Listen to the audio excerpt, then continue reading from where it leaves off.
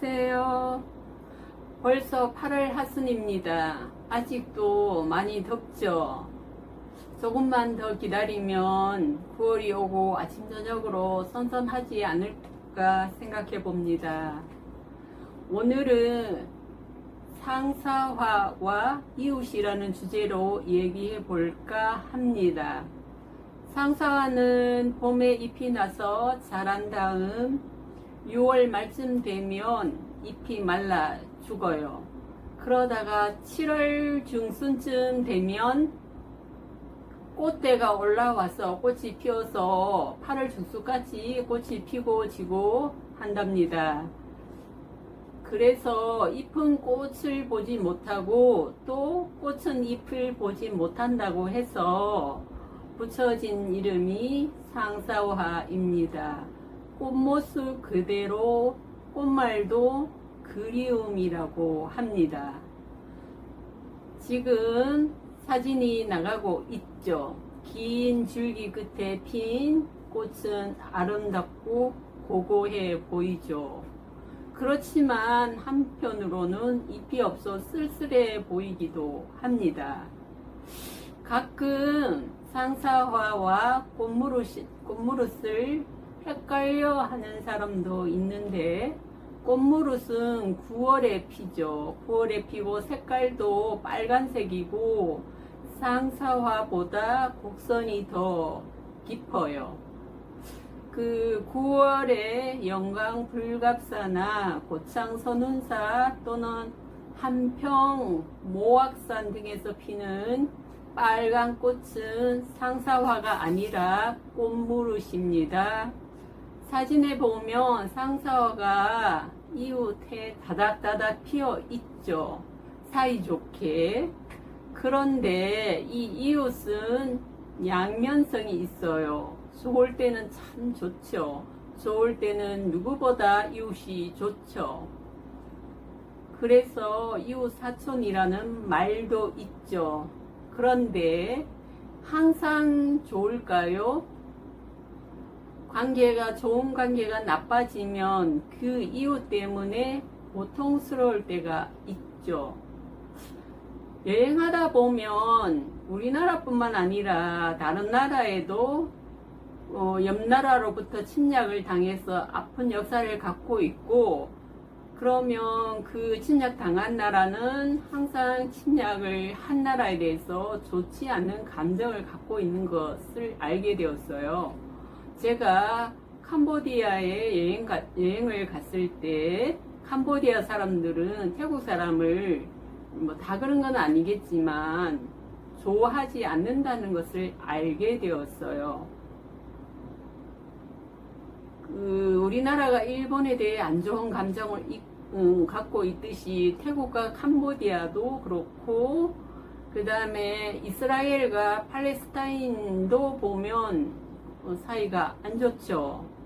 사람 사는 곳은 어디나 비슷한 것 같아요. 침략한 나라는 그 사실을 잊고자 하고, 침략 당한 나라는 잊지 못하고 아파하죠. 태국은 캄보디아를 태국의 아유타 왕조가 번성했을 때 캄보디아를 침략하여 오랫동안 점령하고 결국 캄보디아를 멸망시켰죠. 멸망한 앙코르와트가 밀림 속에 100년이나 묻혀 있다가 발견되어 복원되고 현재 많은 사람들이 관광을 가고 있죠. 나라뿐만 아니라 개인도 마찬가지인 것 같습니다. 가까운 관계, 즉 형제, 자매, 이웃, 친구, 애인, 부부였던 사이가 영원히 좋다면 얼마나 좋을까요? 그런데 가까운 사이가 틀어지면 고통스러운 관계가 되죠. 형제나 이웃이나 애인이나 친구도 좋을 때 많은 것을 서로 공유하게 되죠. 그러다가 관계가 나빠지면 그동안 공유했던 그 많은 정보가 오히려 나에게 해가 되고 불이익을 당하는 빌미가 되기도 한답니다. 그렇다고 해서 사람들을 사귈 때 자신을 개방하지 않고 그렇다면 서로 친해질 수가 없죠.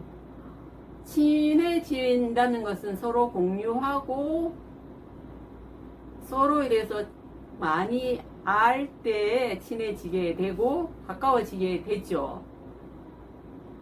그런데 이것이 나중에 관계가 나빠졌을 때 그것이 나에게 부메랑이 되어서 돌아올 수도 있죠. 실제로 제 내담자 중에 고등학교 때 아주 친했던 단짝 친구가 있었는데 서로 많은 정보를 공유했겠죠. 부모 이야기며 남자친구 이야기며 많은 것을 나눴겠죠.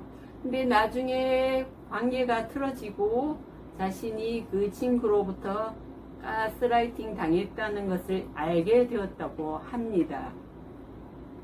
그래서 대학에 들어가서는 동아리 활동은 하되 두루두루 사람들과 어울리기는 하되 절대로 개인적으로 친하게 지내지는 않는다고 합니다. 그래서 외롭다고도 했어요.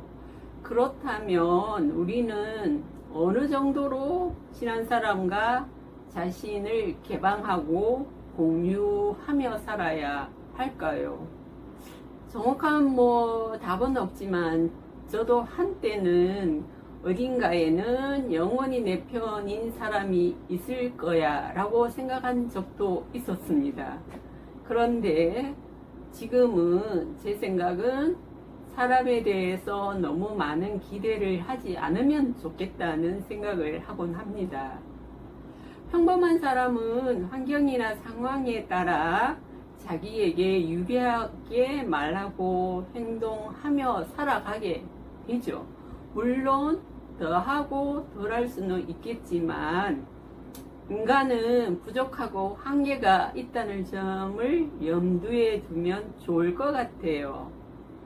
그래서 비밀을 유지해야 될 일이라면 아예 내가 입 밖으로 그 이야기를 꺼내지 않아야 하죠. 누군가에게 말해놓고 이거는 비밀이야 절대로 얘기하면 안 돼라고 말하면 나중에 어떻게 되냐면 이거는 비밀이야 말하지 말라고 해서 라는 말까지 하게 되죠.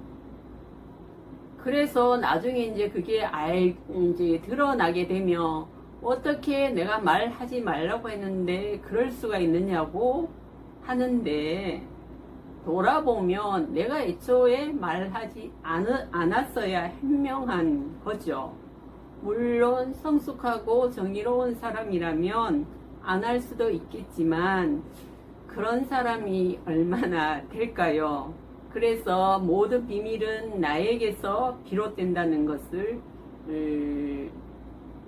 생각하고 있으면 좋을 것 같아요. 대학생들과 상담하다 보면 자기 친구에게 내 멋진 남자친구를 자랑하고 싶어서 여자친구에게 소개하고 함께 만나기도 하죠. 그런데 제 내담자 중에 한 명은 어느 날 내가 친했던 여자친구와 내 남자친구가 둘이 몰래 데이트하는 것을 보았다고 합니다. 여러분, 이럴 때 그 당사자는 기분이 어떨까요? 그래서 저는 자신의 여친이나 남친을 자기의 친한 친구에게 소개하지 말라고 합니다. 그래도 소개하고 싶다면 혹시 앞에 제가 예를 들었던 것처럼 그런 일이 혹시 일어날 수도 있다는 것을 생각하고 나는 그래도 자신 있어 라고 한다면 소개해도 좋다라고 얘기했어요. 참 이 인간사 관계가 묘한 것 같습니다. 사람은 사람과 어울리고 살아야 하죠. 그러나 관계에서 언제나 예상치 못한 일이 일어나는 게 인간사인 것 같습니다. 나랑 굉장히 친하고 좋아했던 후배가 어느 날 뭐 나의 남편과 바람이 나고 이런 거 여러분들 많이 들어보셨죠? 그래서 항상 이게 친한 사람과 가까운 사람이 그 나에게 아픔을 주기도 합니다. 좋은 관계 이면에 부정적인 부분도 대비하면서 살면 좋겠다는 생각을 해보았습니다. 그 상사와 저렇게 따닥따닥 붙어 있어서 좋을 때야 참 다정하고 좋겠지만 저 관계가 나빠졌을 때 함께 있는 거는 고통이 아닐까 저는 꽃을 보면서 그런 생각을 했습니다. 좋은 사람과 잘 지내는 것만큼 행복한 일은 없죠. 사람들과 잘 지내는 것도 중요하지만 그렇게 고통스러운 일을 미리 예방하고 만들지 않으려고 노력하는 것도 중요하다고 생각을 합니다. 여러분들의 울타리를 잘 지키시면서 행복한 9월 맞이하셨으면 좋겠습니다. 관계란, 이웃이란 항상 좋은 방향으로만 흘러가지 않는다는 것. 우리의 예상과 달리 다른 방향으로 흘러가서 나한테 고통이 되기도 하고 또 뜻밖에도 나에게 행운이 되는 사람도 있답니다. 오늘도 덥지만 그래도 신나는 하루 되시고 행복한 9월 맞이하시기 바랍니다. 감사합니다.